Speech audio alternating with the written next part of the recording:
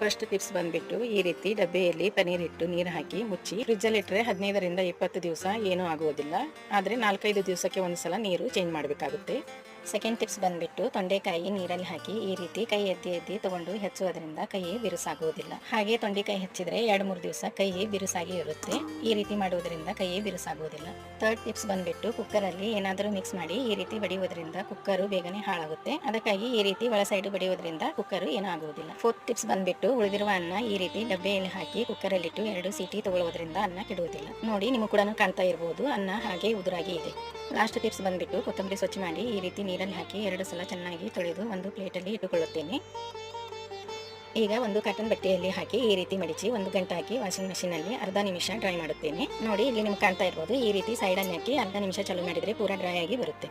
ಈಗ ಬಿಚ್ಚಿ ತೋರಿಸ್ತಾ ಇದ್ದೀನಿ ನೋಡಿ, ಸ್ವಲ್ಪ ಕೂಡ ನೀರಿಲ್ಲ, ಪೂರಾ ಡ್ರೈ ಆಗಿ ಬಂದಿದೆ.